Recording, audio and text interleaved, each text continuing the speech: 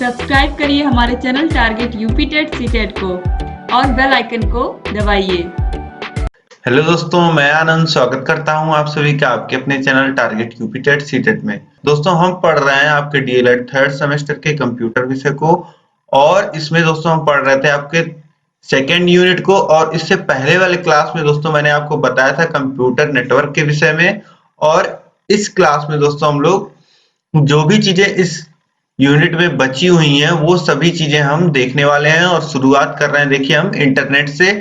और इससे पहले की क्लासेस अगर आपकी छूट गई हैं दोस्तों तो आपको ऊपर आई बटन में लिंक मिल जाएगा और नीचे डिस्क्रिप्शन बॉक्स में आपको मिल जाएगा। कंप्यूटर के सामने जो लिंक होगा उस पे आप क्लिक कर लोगे तो आपको कंप्यूटर विषय की सभी वीडियोस देखने को मिल जाएंगी। पूरा प्लेलिस्ट खुल के आ जाएगा, सभी वीडियोस वहां पे क्लासेस वाइज लगी हुई है। ठीक है, तो कहीं भी कोई भी प्रॉब्लम नहीं है, आपको सभी वीडियोस आपको सभी क्लासेस एक जगह मिल जाएंगी और अपने कंप्यूटर विषय को आप बहुत ही अच्छे तरीके से पढ़ सकते हो। और इसी प्रकार सभी विषयों का हमने प्लेलिस्ट बना दिया है, सभी विषयों को आप इसी प्रकार बहुत आसानी से पढ़ सकते हैं। ठीक है, तो अब चलिए देखिए आगे बढ़ते हैं हम लोग। तो यहाँ पे देखिए दोस्तों, आप इंटरनेट के विषय में देखिए, इंटरनेट के द्वारा विभिन्न प्रकार के दस्तावेज, डॉक्यूमेंट्स, वैज्ञानिक आंकड़े, शैक्षणिक आंकड़े तथा विभिन्न प्रकार के विज्ञापन एवं संस्थानों के विषय में सूचनाएं उपलब्ध हो जाती हैं। ये सूचनाएं दुनिया के किसी भी कोने में किसी भी समय शीघ्रता व सुगमता से प्राप्त की जा सकती हैं।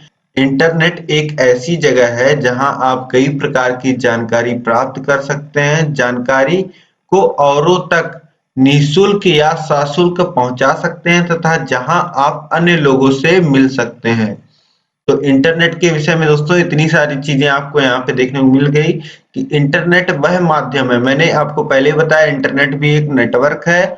और नेटवर्क में हम क्या करते हैं दोस्तों, जो भी फाइल्स होती हैं, डॉक्यूमेंट्स होते हैं, जो भी डेटा होता है, इंफॉर्मेशन होता है, उनका आदान प्रदान किया जा सकता है बहुत ही सुगमता से। तो वही यहाँ पे बताया गया है कि डॉक्यूमेंट्स, वैज्ञानिक, शैक्षणिक आंकड़े और विज्ञापन और संस्थाओं सबके विषय में आप सूचना बहुत ही शीघ्रता से और सुगमता से आसानी से आप प्राप्त कर सकते हैं। और इंटरनेट एक ऐसी जगह है, एक ऐसा माध्यम है जिससे आप अन्य लोगों से भी ऑनलाइन मिल सकते हैं। ठीक है, उनसे बातचीत कर सकते हैं। अब इसके बाद देख लेते हैं इंटरनेट के घटक, कंपोनेंट ऑफ इंटरनेट। देखिए पहला है वेब ब्राउजर। वेब ब्राउज़र एक ऐसा सॉफ्टवेयर होता है जो आपको इंटरनेट पर उपलब्ध सामग्री जैसे ब्लॉग, वेबसाइट पर उपलब्ध लेख, इमेज, वीडियो और ऑडियो और गेम्स आदि को देखने और प्रयोग करने में आपकी सहायता करता है। प्रमुख internet browser internet explorer, Google Chrome, Firefox, Mozilla आदि हैं। तो वेब ब्राउज़र दोस्तों आप सभी को पता है, आप सभी इस्तेमाल भी करते होंगे, अपने मोबाइल फोन में भी आप इस्तेमाल करते होंगे, कंप्यूटर लैपटॉप में भी इस्तेमाल करते होंगे। तो वेब ब्राउज़र एक प्रकार का सॉफ्टवेयर होता है जो इंटरनेट पे आपको चीजों को खोजने में मदद करता है, वेबसाइट को खोलने में मदद करता है।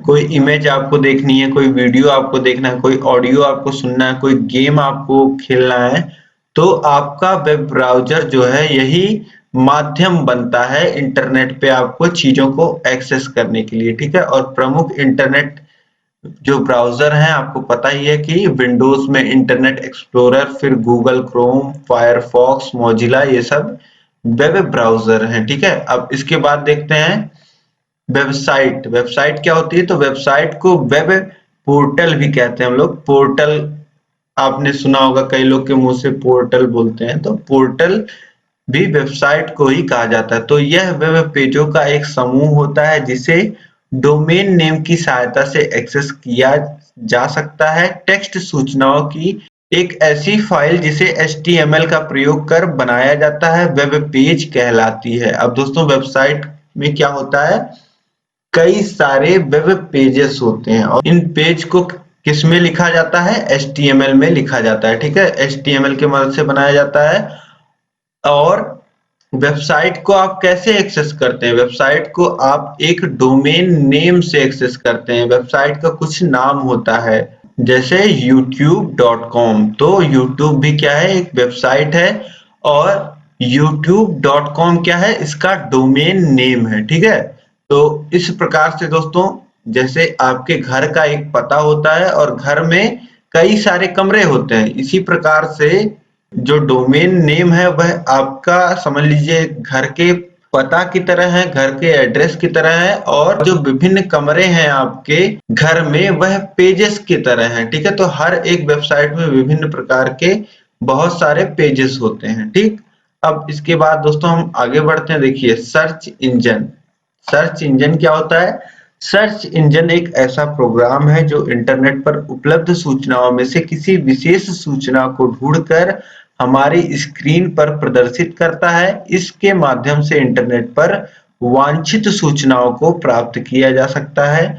महत्वपूर्ण search engine Google, Yahoo, Bing हैं। ठीक है, सर्च इंजन दोस्तों सरल भाषा में आप समझिए, जो भी आप इंटरनेट पे जो भी चीज खोजना चाहते हो, जिस भी चीज के लिए आप इंटरनेट पे जा रहे हो, जो भी आपको चाहिए रिजल्ट, जिस भी चीज के बारे में आप इंफॉर्मेशन कलेक्ट करना चाहते हो, उस तरीके से आप सर्च करते हो। अब जब आप सर्च इंजन में सर्च करते हो तो क्या होता है कि उससे जुड़ी हुई जितनी भी वेबसाइट्स हैं, जितनी भी सूचना होती है, वह आपके स्क्रीन पे सर्च इंजन के माध्यम से दिखा दी जाती है। जैसा कि आप अब बहुत प्रचलन में आ गया है कि कोई भी चीज आपको नहीं समझ में आ रही है तो गूगल कर लीजिए।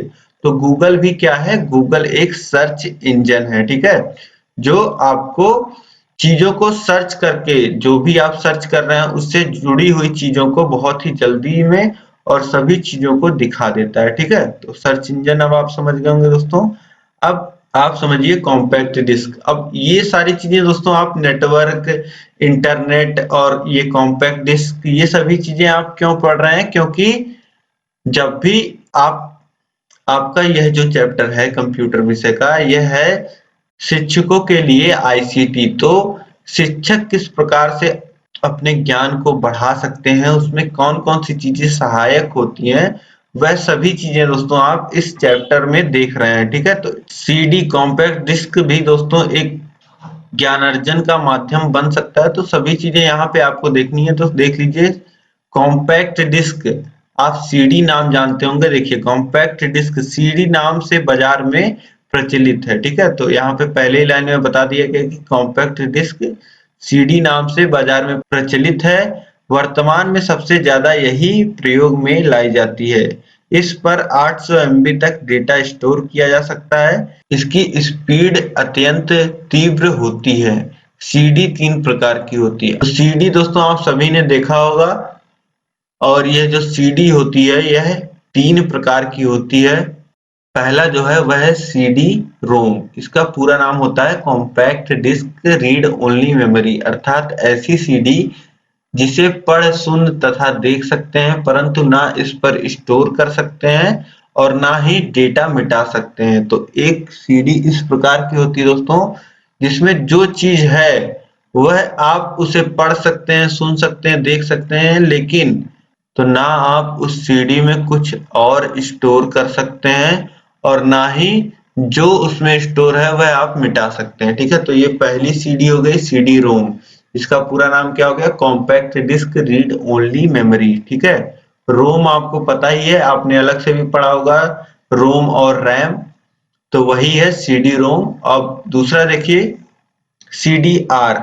इसका पूरा नाम क्या हुआ? Compact disc recordable. इस पर एक बार राइट कर अनेक बार रीड कर सकते हैं। तो आर से क्या हुआ? रिकॉर्डेबल। रिकॉर्डेबल मतलब कि जिस पे रिकॉर्ड किया जा सकता हो। तो इसी से आप समझ सकते हैं कि इस पे एक बार राइट किया जा सकता है, कुछ भी डेटा स्टोर करके आप रख सकते हैं और उसे बार बार आप रीड कर सकते हैं, लेकिन दोबारा फिर आप राइट नहीं कर सकते हैं। इसके बाद देखिए तीसरा है CDRW, कॉम्पैक्ट डिस्क री राइटेबल, अर्थात बार बार रिकॉर्ड या राइट करने के योग्य। इस पर डेटा अनेक बार राइट एवं रीड किया जा सकता है।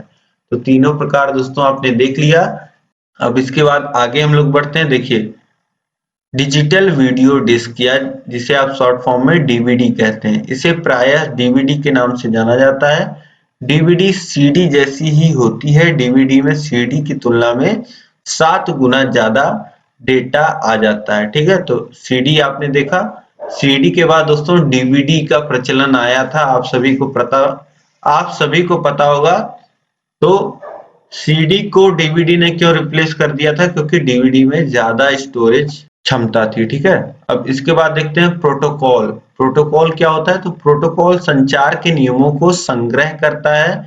जब भी कोई सूचना या डेटा एक कंप्यूटर से दूसरे कंप्यूटर में प्रेषित होती है तो यह प्रेषण के कुछ नियम के अनुसार होती है, जिन्हें प्रोटोकॉल कहते हैं। सबसे कॉमन और ज्ञात प्रोटोकॉल है HTTP, जो कि डेटा को इंटरनेट में ट्रांसमिट तथा एक्सचेंज करने के काम में आता है।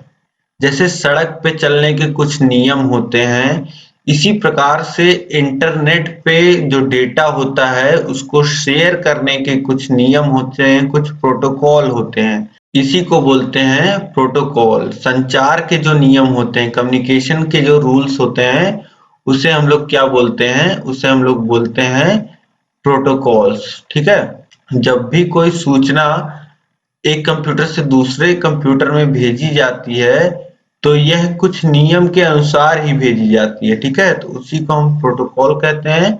और इनमें जो सबसे कॉमन प्रोटोकॉल है दोस्तों वह HTTP है। ठीक है, अब इसके बाद देखते हैं हम लोग गेटवे। गेटवे एक नेटवर्क नोड है जो एक साथ विभिन्न प्रोटोकॉल का उपयोग करके दो नेटवर्क को जोड़ता है। सबसे कॉमन गेटवे राउटर जो घर या एंटरप्राइजेस के नेटवर्क को इंटरनेट से जोड़ता है। तो गेटवे दोस्तों एक नोड है जो विभिन्न प्रकार के जो नेटवर्क होते हैं उनको जोड़ने का काम करता है। ठीक है, प्रोटोकॉल्स को फॉलो करते हुए। और राउटर मैंने आपको बताया था दोस्तों, राउटर ये गेटवे का एक एग्जाम्पल है। ठीक है, अब इसके बाद हम लोग देखते हैं मॉडम। मॉड्यूलेटर एवं डीमॉड्यूलेटर का संक्षिप्त रूप है, मतलब कि मॉड्यूलेटर डीमॉड्यूलेटर को शॉर्ट फॉर्म में मॉडम कहते हैं। ठीक है, संक्षिप्त रूप में यह एक ऐसी युक्ति डिवाइस है जो किसी अंकित डिजिटल सूचना को मॉड्यूलेट करके एनालॉग प्रारूप भेजती है, और जो एनालॉग प्रारूप में इसे सिग्नल मिलता है उसे ही मॉड्यूलेट करके डिजिटल रूप में ग्रहण करती है। यह किसी संचरण के माध्यम से ट्रांसमिशन मीडिया और आंकिक मशीन जैसे कंप्यूटर के बीच संचार स्थापित करने के लिए आवश्यक अवयव है।